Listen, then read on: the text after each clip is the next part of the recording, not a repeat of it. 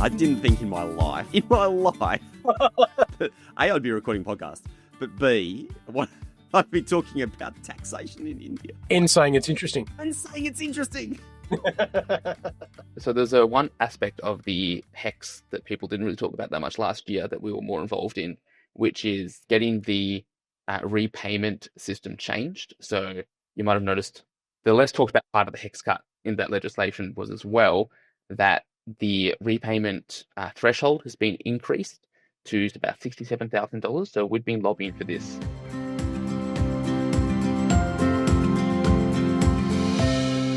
G'day and welcome to Global Horizons. I'm your host, Rob Malicki, coming to you today from Garrigal in Sydney. And I'm Dirk Mulder, CEO and founder of the Koala News. I'm coming to you from Durrag country in the west of Sydney. A question for you, Dirk.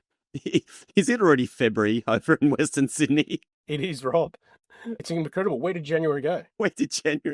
So I was on holidays the last kind of eight or 10 days of January. To be fair, I was over in New Zealand, which was amazing. But I got back and I was like, yeah. How was your January in the end, mate? But yeah, good. I think, you know what? I've had the same question from a few people, and I feel like there is this, I feel like I'm not rowing my own boat here when I say the return to work this year has been a little bit harder than normal. And I had a really good conversation with someone the other day, and there just seems to be a lot of negativity around in the media at the moment. And, if we think back, Bondi happened basically ever since then. Every time you open the news, there hasn't been too much good news floating around, and all fairly serious, right? And a lot of it may be offshore.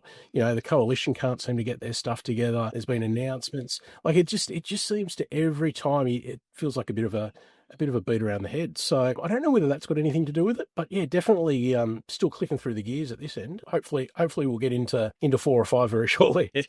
That's very true. My kids went back to school yesterday at time of recording. So yeah, just kind of back into that world of getting up a little bit earlier to make school lunches and handle all of the logistics around children not being in the house anymore. You know what? Getting back into routine, I always look forward to, but that first week or so of doing it is, it's definitely something that takes a bit more effort. Well, dear listeners, you're lucky because we're back in your podcast routine and with you through to the end of 2026. Really sorry. But no, actually, you know what, Dirk, just thinking about places to start and talking about media and the like, I saw this morning a figure which blew my mind, which is that national polling, one of the national polls, has One Nation vote at 26% nationally. And you just mentioned the fact that the coalition is busy tearing itself apart rather than doing anything else. 26% for One Nation. Obviously, lots of factors go into that. But from our point of view as international educators, we've been obviously acutely aware of this rhetoric around international students, migration, the whole lot feeding into that kind of discourse. So maybe we can sort of break down that a little bit. And of course, the ABS figures released in December showed that there's been a decrease in net overseas migration, the NOM. Yeah, I mean, it's a really good point. So look, where to start with this? It's probably a conversation that we've had many times and will continue to have many more times. But you're absolutely right. I mean, I think for the lack of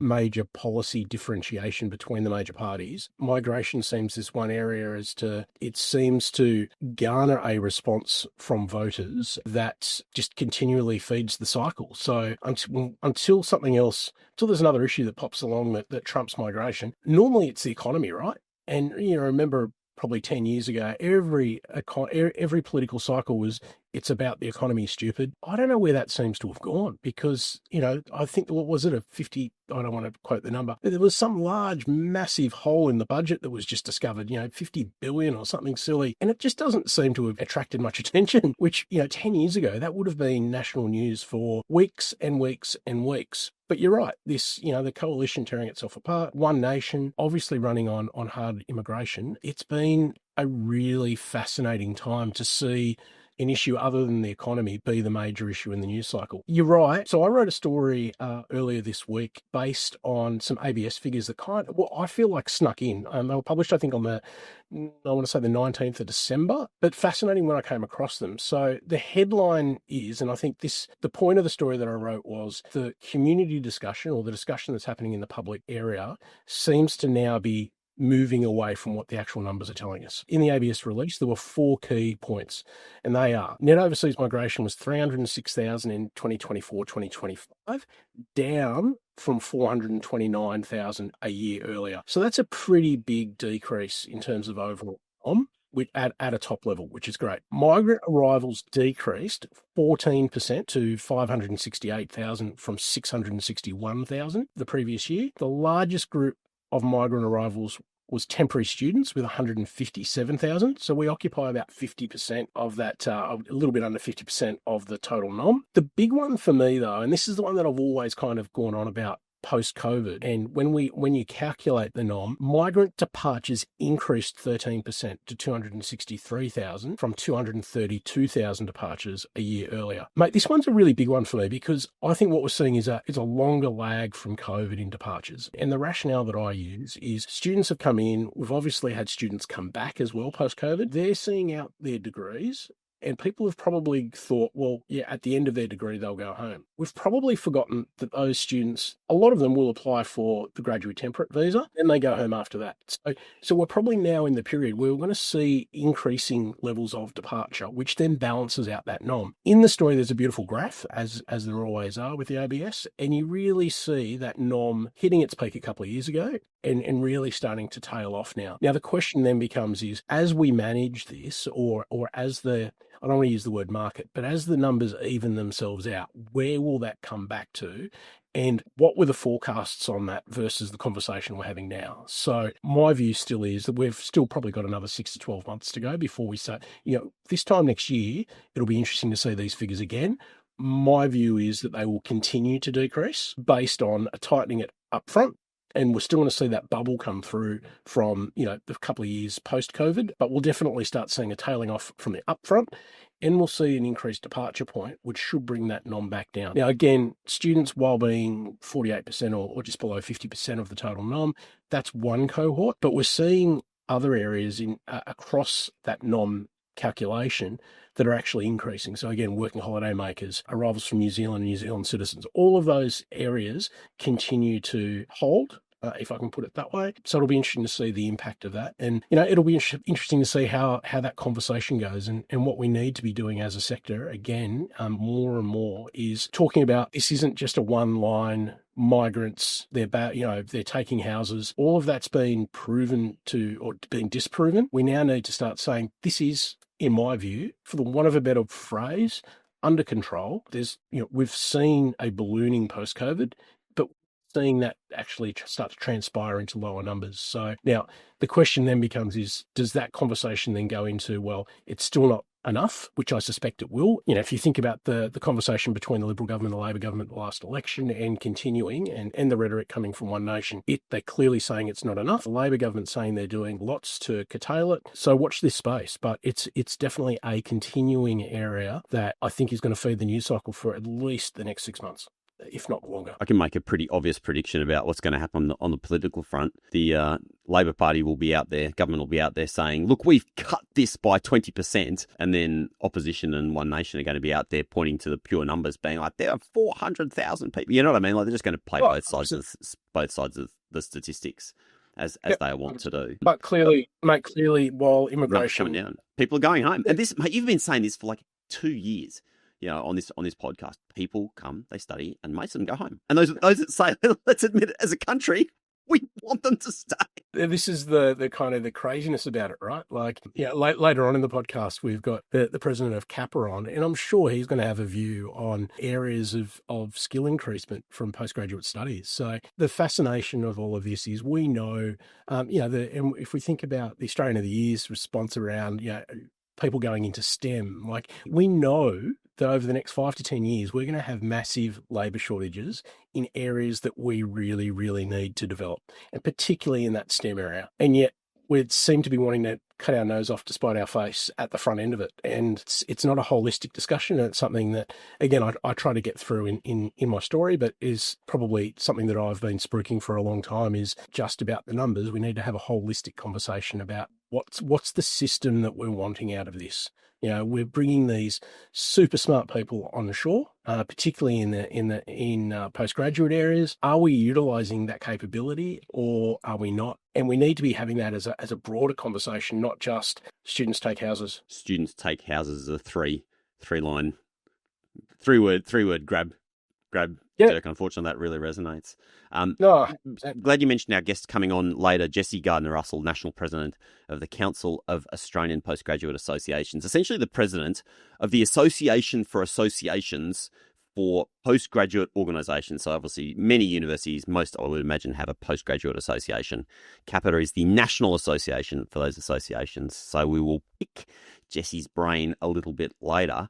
But maybe the segue from the net overseas migration logically goes to student housing. Bonard released its 2025 student housing report. Some interesting stuff in here. Mate, do you want to break this down for us? Yeah, absolutely. So Bonard, who's obviously an education research organisation, I guess is probably the best way to put it, based out of Europe, but work globally, have done a student housing annual report, which looks at global destinations, housing, and yeah, as you say, some fascinating things here. I guess the highlight is demand for purpose-built student accommodation, so PBSA, and is strong globally for both students and investors. So that is, I guess, the headline. When we start looking at what that looks like, across major student cities in Europe, Canada, and Australia, demand is growing materially faster than new supply. So that's based on international students seeking accommodation, obviously, with housing supply in low. And look, Australia's not immune. We're not, Robinson Crusoe sitting on an island globally here.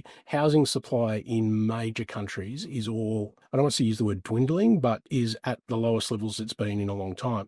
So naturally, when we've got temporary student flows going around the place, being able to access those is becoming harder. Therefore, the demand for PBSA goes up. So we're seeing that across lots of destinations. And the interesting thing is they single out, I guess, the big four. So if we the line, and I referenced Tracy Harris here because she wrote the story, but I'll just read you this line that she wrote because I think it's really, really good. International student enrolments increased across much of Europe and the UK in 2025, with demand shifting beyond the big four destinations of the United States, United Kingdom, Canada, and Australia. Investor and student interest has also increased across continental Europe, particularly in markets such as Germany, Spain, Italy, and the Netherlands. So again, when we start thinking about the conversations that we've been having over the last year or two around, well, if they're not going into the big four, if students from, potentially Asia, Africa, and other major sending destinations are not going into big four, where are they going?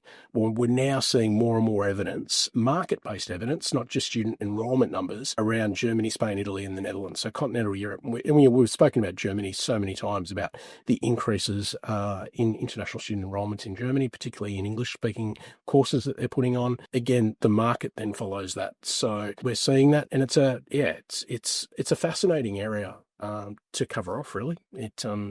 To see where that demand is. What I thought was interesting in this write-up that you did was, talking through this element of the reports, talking about student expectations in regards to accommodation. I mean, I can think of my student accommodation when I was on exchange. It was just a box, pretty much, with a wooden slat bed and a dusty old mattress, so that was just fine for me. But these days, I know the PBSA stuff, the expectations are definitely shifting. Yeah, it's interesting. I hope she doesn't director of student comment, the Property Council, and we were talking about this exact point, and she was saying that some of the more upper tier or some of the more flash options, ones with en suites, etc., they're always the ones that sell out first. So you're absolutely right. The expectation around the quality and the types of accommodation are absolutely there. Very high expectations. Let's move over. There's been interesting, actually not just interesting, but very important shift over in India in regards to taxation. Oh wow! Just as I'm starting to say that, Dirk, I'm like, I didn't think in my life, A, I'd be recording podcasts, but B, what I'd be talking about taxation in India and saying it's interesting. Oh, isn't it wonderful, like where your career leads you? So I'm just going to segue there. I've been reading this great book lately, which is called "Be So Good They Can't Ignore You," and it's a sort of built around a philosophy that a lot of what we talk to with young people is sort of like, oh, follow your passion. You got to follow your passion, find your passion. And the argument in this book is like that's completely wrong. In fact, it's actually bordering on dangerous. You're better off to follow what you're good at, and continue to build your skills in those areas. It's brilliant. Like it's very well written, and I'm really enjoying it. And it's one of those things. Just that's exactly the kind of example, right? Like if you'd told 18-year-old Rob, one day you're going to be talking about Indian taxation on a podcast, I just would have been like, nah, I am never going to be doing that. And yet here we are, and that's the thing. Like career door opens, you follow it through. You're interested in things, you engage with people, and that's where life gets really interesting. So anyway, with that aside, let's talk about taxation in India, Dirk. All right. Well, we'll try and make it as interesting for other people as Let's well. make it as interesting as we can. Absolutely. All right. Speaking of which, you need to talk in a monotone and maybe just mumble a bit and blur a few words. And you're asking me to be like my year 11 economics teacher. Yeah. There's two major changes. I'll cover the first one first. For those that work in recruitment with India, they would be very, very familiar with the fact that a number of years ago, the Indian government made moves or made suggestions that commissions from India would now be taxable under their laws.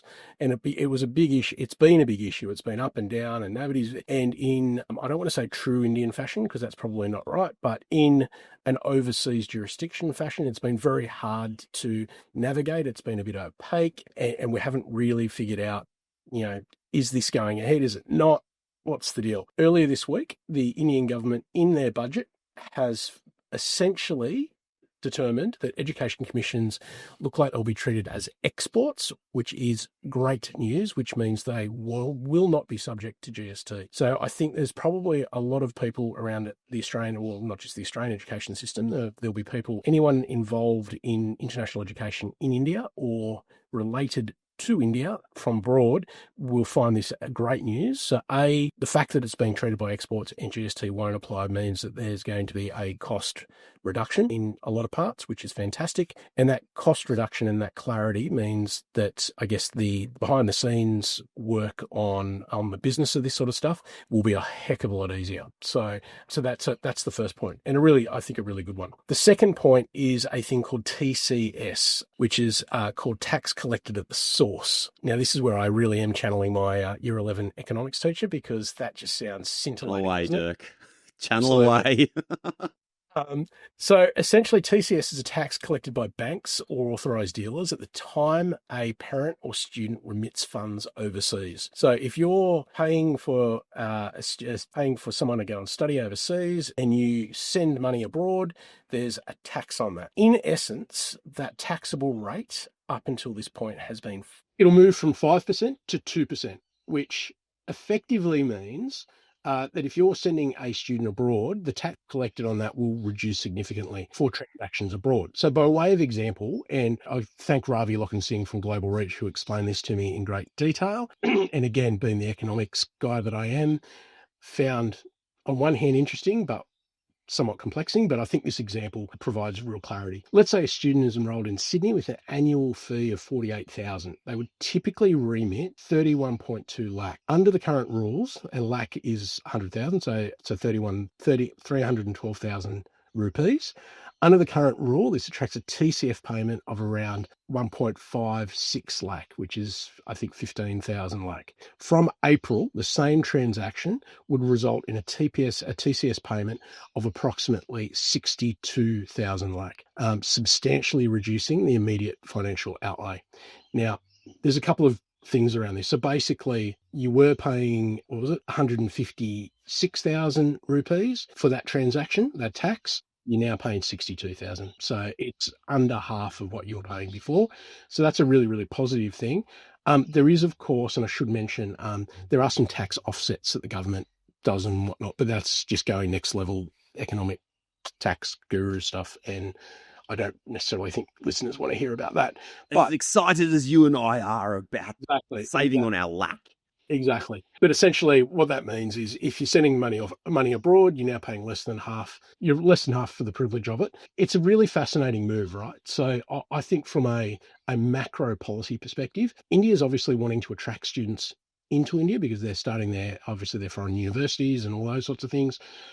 So one would think that they would be wanting to discourage students from going abroad, but this seems to be encouraging students to go abroad a little bit more. Or there's an incentive there or a reduction, which makes it easier. So fascinating. It comes at a time where the Big Four are all tightening up, and specifically with regards to India as well. So it'll be fascinating to see if these changes increase demand and increase visa applications, particularly to Australia, but it could be to anywhere abroad. It'll be interesting to see what behaviour these changes actually trigger. We shall see.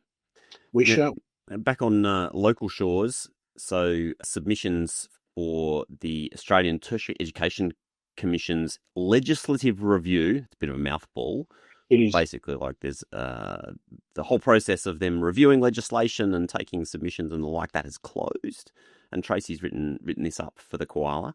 Yes. Do you want to talk us through this? Because this is like a major initiative in terms of a major change to the way that Australian higher education will be regulated. Yeah, that's right. So, a policy, I guess, the Labor Party's been very big on having a tertiary education commission, which will essentially guide higher education in this country. Interestingly enough, there's a number of commissioners, and I think we spoke just recently about Barney Glover becoming the interim commissioner, Fiona Nash and Tom Colmer being interim commissioners. So it's starting to gather some momentum. With the legislation being introduced to Parliament, was punted in through to the Senate committee to review, similarly to the way the ESOS Act was last year. And for those that have been listening for a while, you would understand that process. So it's very similar to that. As part of that process, there were submissions that were opened up, and any Joe Blogs could write a submission. What Tracy's done is gone through all of those submissions to kind of unpick what are the major issues. And I guess not surprisingly, Andrew Norton spoke a little bit early on. He picked it very early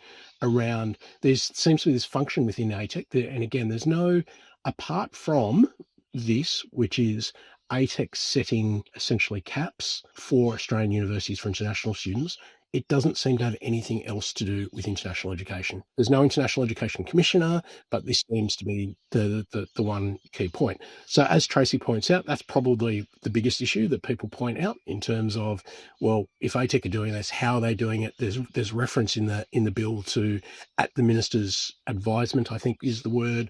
So does that mean they just actuate what the minister wants, or is this actually an independent body and they come to their own conclusions? How does that actually work? That's probably the first point.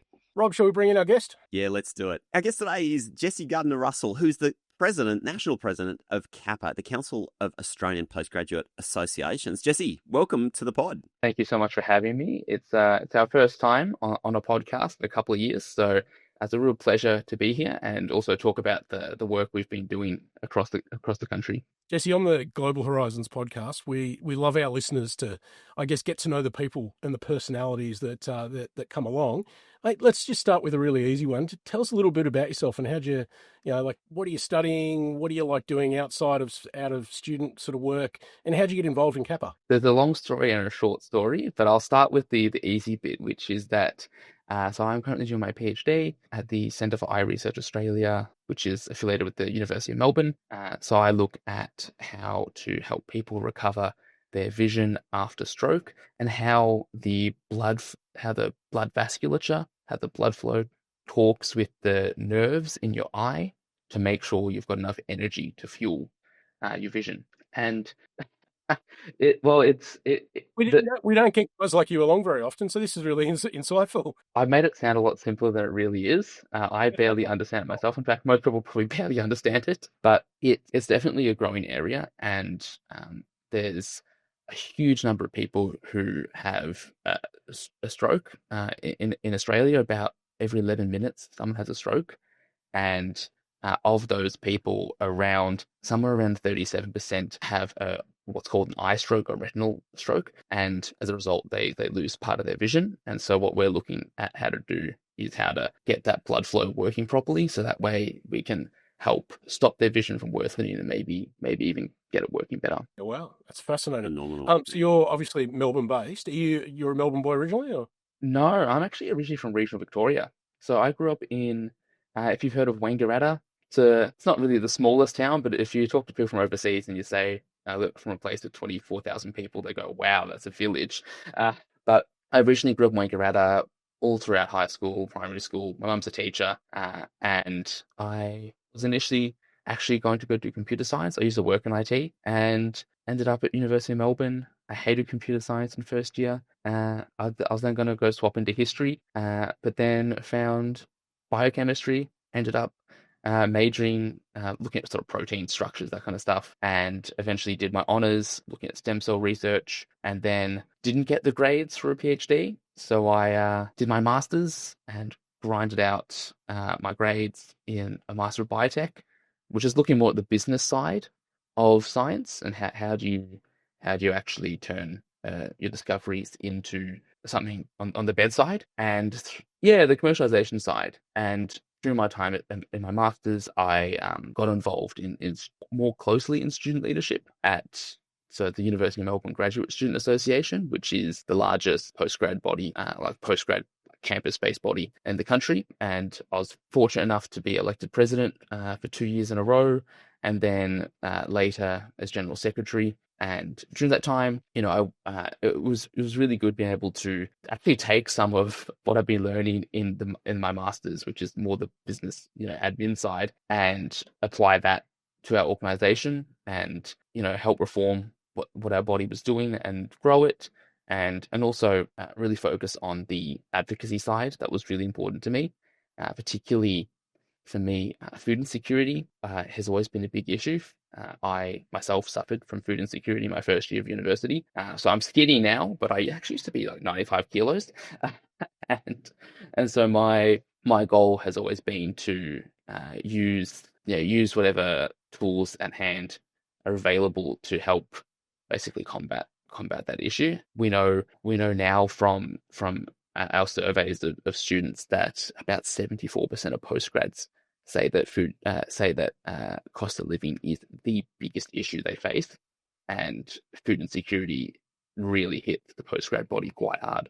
Interesting, Jesse. I mean, I was literally just listening to George Williams on the ABC saying exactly the same thing about research done up here in New South Wales across the entire student body, so undergrad as well. It's just a massive issue, one of those sleeper issues that if it's affecting you, you sure know about it, but it's just not in the public eye at all. Oh, 100%. And particularly, so, what got me involved in Kappa was, we'd done a lot of work at UniMel in creating like a breakfast program where we were feeding 200 people a day.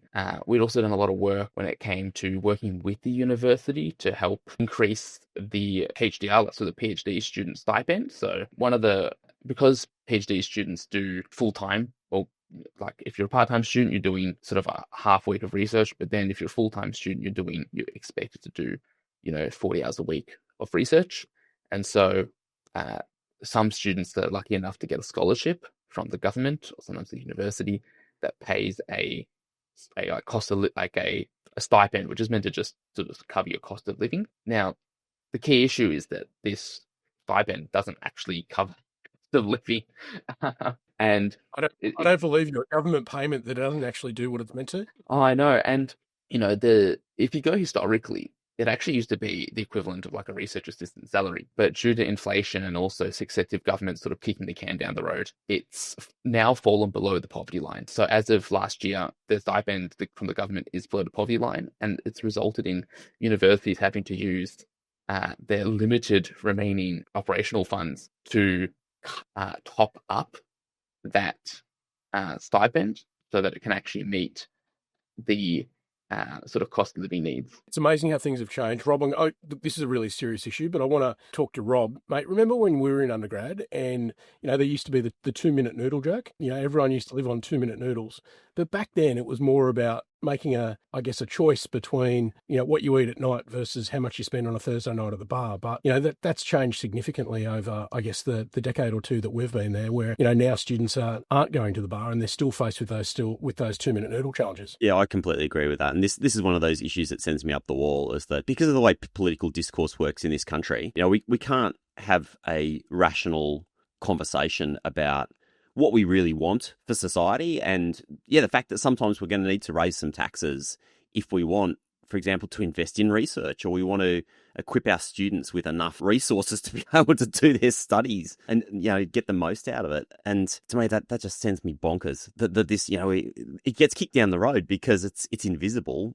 Public isn't going to vote based on it. Therefore, we're going to do nothing about it. Jesse's right. I think over time, that kick down the road. I mean, the same thing happens with CGS load places. The indexation's just been lowered and lowered and lowered over the years. So you end up in a point where the funding that you're receiving just isn't covering cost. And I think this happens right across government. There's a dividend drawback year on year on year on year, but then you go down 10 years down the track and you start looking at, exactly what Jesse said. It was almost linked to a research assistant salary, and now it's not even covering the poverty line. And then suddenly it becomes this big issue that, well, to index it up, is actually a massive cost, and we should never get to that point. They should be put into, a long-term indexation area where these things maintain what they're meant to do. Actually, can I just make one counterpoint to that? I'm just conscious that the federal government has actually done some stuff, not necessarily for postgrads, but last year they did introduce the practical placement payment to help students doing prac placements, and they did cut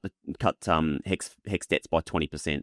So I just want to make sure I acknowledge those moves by government in that space. Yeah, that's a good point. Us not just hammering them for what they haven't done when they haven't actually done a couple of really good things. These are really good points that you raised. So there's one aspect of the HEX that people didn't really talk about that much last year that we were more involved in, which is getting the repayment system changed. So you might have noticed the less talked about part of the HEX cut in that legislation was as well that the repayment threshold has been increased to about $67,000. So we'd been lobbying for this for the last couple of years because that's the median wage, and that saves people about $500 a year. So our sort of fresh graduates are saving $500 a year. As well, we also lobbied for the change to the marginal payment system, which again helps people save money fresh out of graduation. So the government does listen, and the Commonwealth prac payment as well is something that we fully supported and in the Accords process lobbied for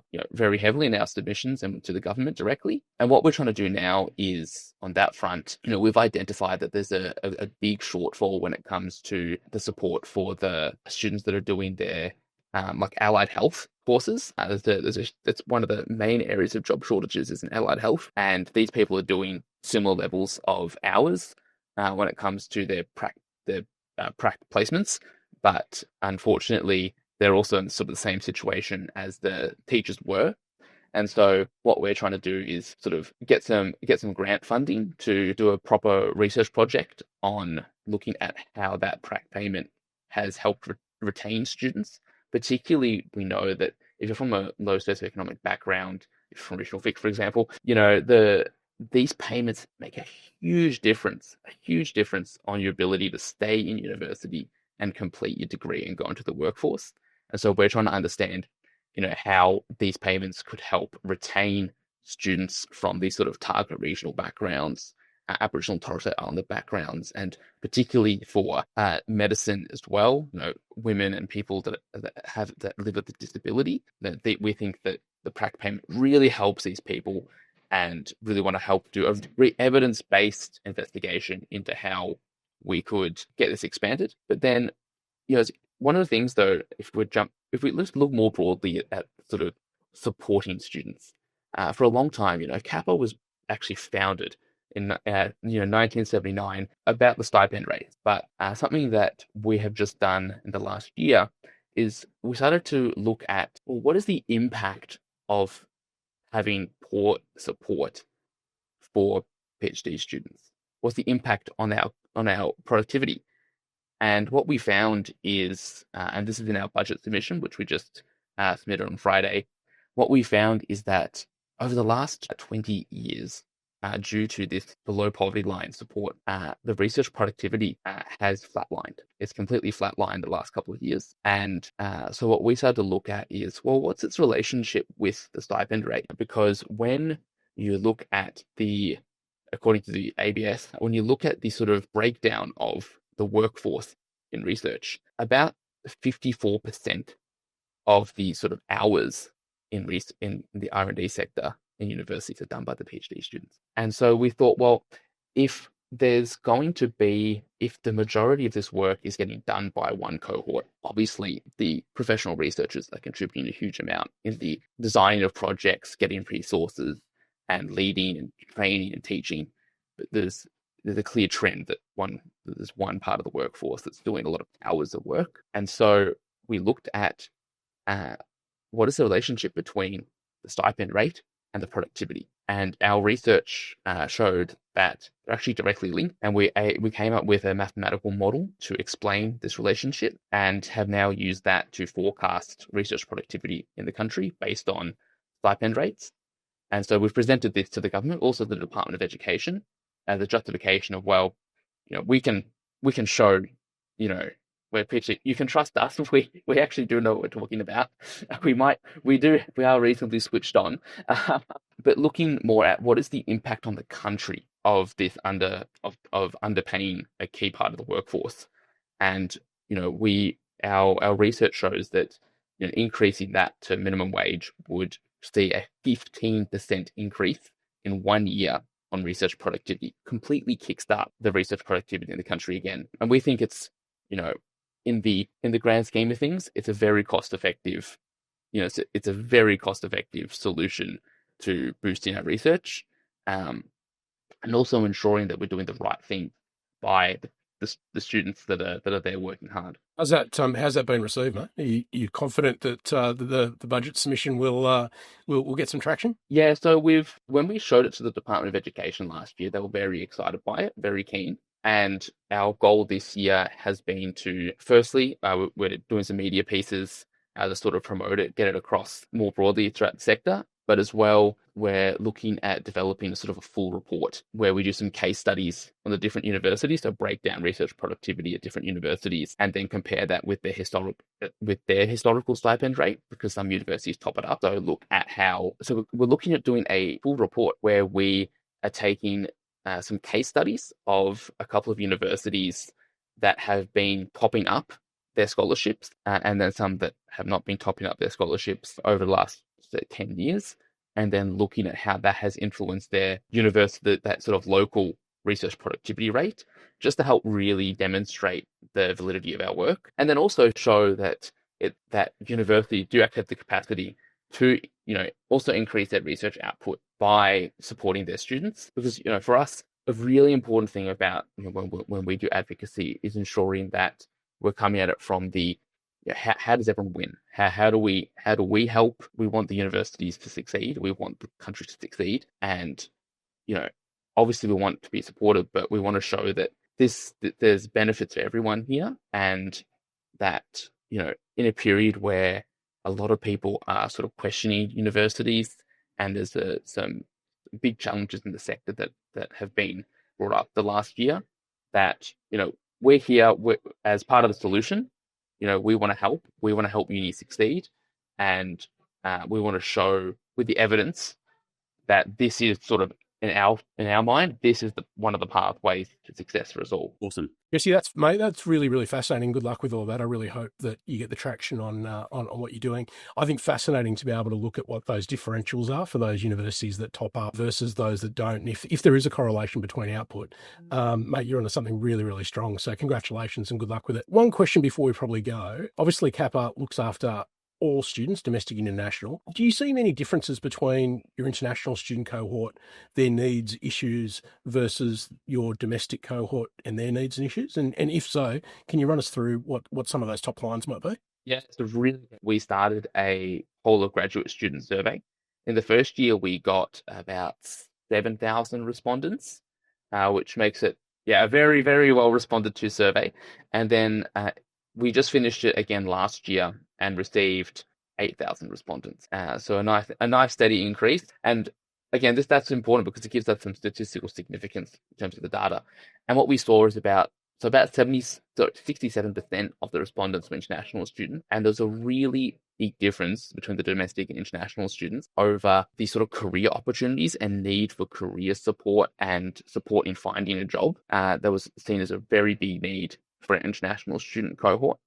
And I think it really speaks to what we're talking about with the cost of living pressures, but also the strong desire of a lot of people to contribute to, be a part of, and stay in Australia and use the skills that they're learning from our institutions in order to gain strong employment. I think there's a really big, I think it was about 55% of international students were saying that was a key area for them, versus around 30% of domestic students. And I think that's a really strong opportunity for universities, but also for student organizations to step up and help support our members. For Kappa, our members are student organizations, and we strongly believe that when postgraduates have the autonomy and when we're able to speak and work directly with the students, that we're able to use our minds and our skills and our knowledge to put together programs to address these issues.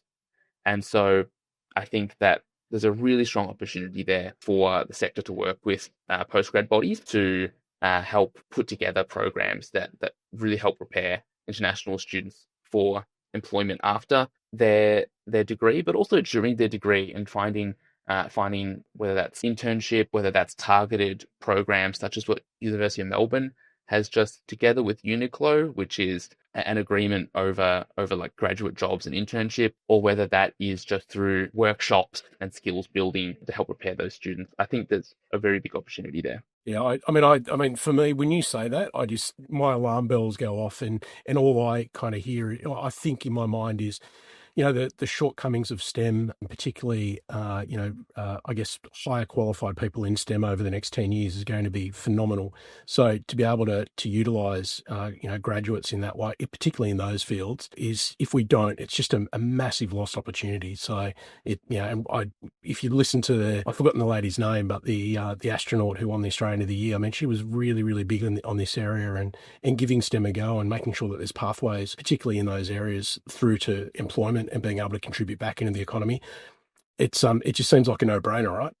We'll see how we go. Let's see what happens in the budget. That's racing up. Dirk and I were talking at the start of this podcast, but can't believe it's already May and it's already February. It's going to be budget time before we know it. Yeah, it's already February. It's the year gets away from you so quickly. Last month was so busy. ATEC, as well. There was acquiring to skilled migration, and then as well, just across, adapting to all the new student leaders in the different roles. It's been a hectic start of the year. Well, congratulations on what you guys are working on, Jesse. It's been great to have you on the podcast. Our guest has been Jesse Gardner-Russell, the National President of the Council of Australian Postgraduate Associations. Thanks for joining us on Global Horizons. And Dirk, as always, mate, thank you for keeping us up to date with all of the critical international education news that we all need to stay up to date with. For those of you listening along, of course, if you are not yet subscribed to The Koala, you can go to thekoalanews.com to do so, and jump on LinkedIn as well. Make sure you follow The Koala News on LinkedIn to get those critical breaking news updates when they drop. And we'll see you next time, Dirk. Thanks as always. Mate, as always, appreciate it. If you've enjoyed this episode of the Global Horizons podcast, consider subscribing to our newsletter. Search for Global Horizons podcast and then just pop in your email address, and that way you will never miss out on all the critical international education news that you need to stay up to date with. This episode has been produced on Garigal land in Sydney. Our video and audio editor is Len Zamora, and I'm your host, Rob Malicki. Have an awesome day. See you in the next episode.